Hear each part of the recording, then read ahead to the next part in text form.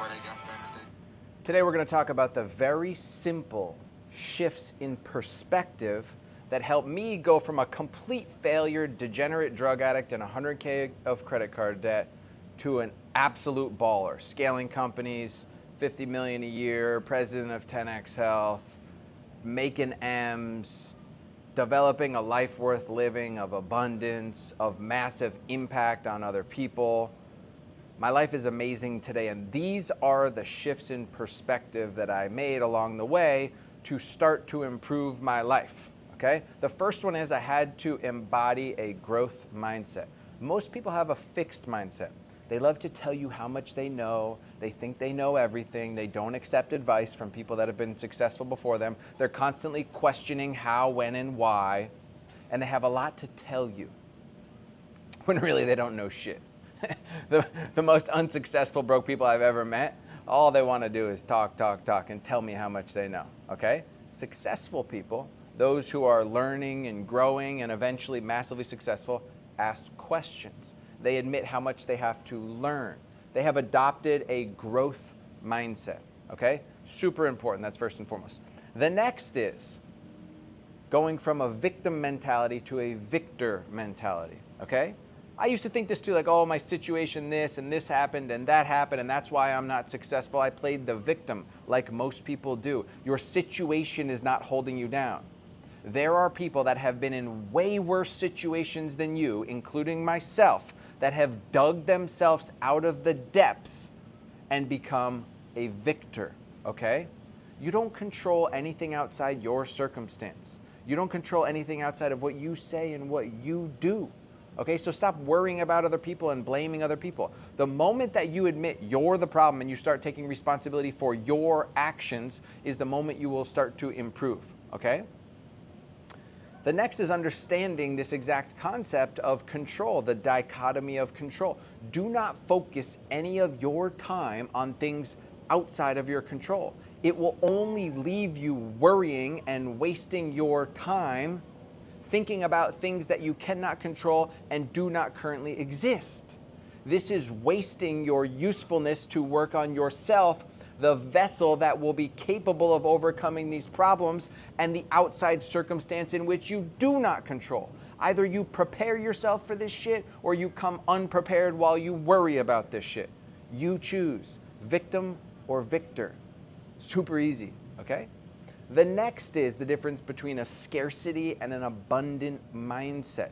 A scarcity mindset is constantly looking at things that have lack. What do I not have? Why did this happen? How could this happen? And an abundant mindset is looking at what do I have? How amazing is this? How can I grow the things that I do have?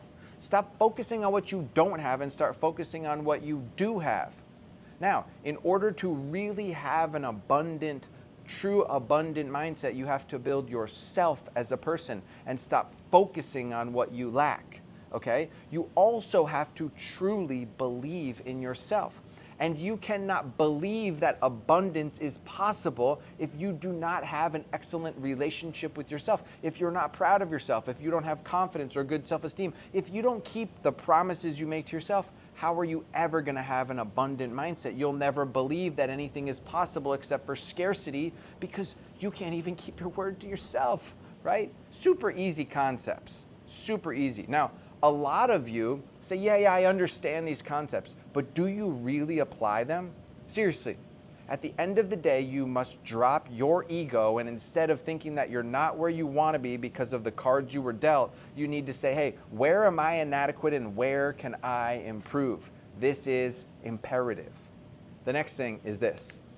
When you have an issue in your life, a problem, a death in the family, or a health concern, or financial issues, or a change in your staff, or your job, or you break up with a girlfriend, or whatever it is, these problems in your life are gifts. God is not going to give you gifts in the form of easy solution. It's not like, hey, God, help me make money. Here's a bunch of money, okay?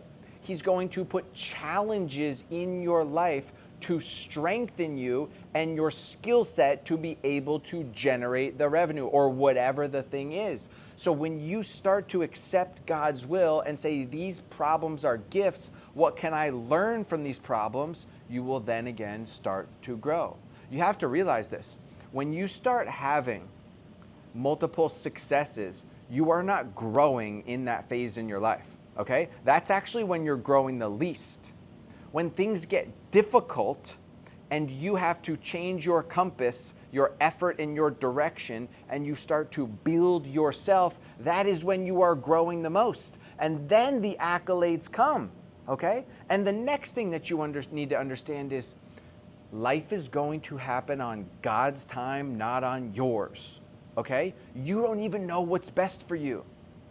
You might think that you want this certain thing, but God's plan is to bury you and make things difficult and challenging and take this away from you and that away from you so that you can have a newfound perspective to get that and more and to be able to sustain that and then show others how you got it, creating a massive life of impact.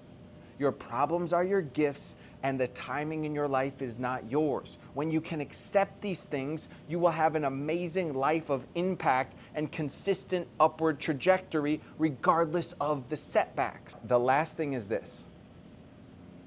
There's two types of mindsets when it comes to stress. Stress is either enhancing or diminishing. If you feel like stressful situations in your life are diminishing, that they're difficult and burdensome and you have to overcome them, then they are going to diminish your usefulness in the world. They're going to make you contract. When you look at stress as enhancing, something that's going to make you better and help you improve, you will be able to smash through situations with ease. So easily that you'll say, wow, I can't believe it's not butter. Okay? Change your mind and your perspective and start to act out of the mindsets that are going to favor your growth. A lot of this comes with reducing your ego and accepting that you are the problem in most cases. Okay? Stop complaining or blaming others or worrying about how or when or why or living out of scarcity or trying to control everything. Become a learner. Have a growth mind. Start to become a victor. Take responsibility and accountability for all situations and pray to God every single day for strength and guidance and direction about each and every situation in your life in which you feel confused or misaligned. And when the inspiration and guidance is provided to you, you must take action. For if you live out of fear and do not take the action, you do not have faith. You do not believe in God. If He has inspired you and told you to do something, but your fear holds you back from moving forward, you don't have a relationship with God. Live in faith. Everyone has fear. I have fear. We all have fear. But we walk through the fear with faith that God is all-knowing and He will take care of us if we consistently take the actions from which we are inspired to take, based upon the will that He directs us. The only way that you can get closer to God is to remove your vices, your stimulus, and your input that is holding you back from Him. And then taking that time and effort and speaking with Him and seeking Him and reading the scripture and going to church and hanging out with other people that are on the spiritual path. God will solve almost all of your problems if you understand how He works in your life.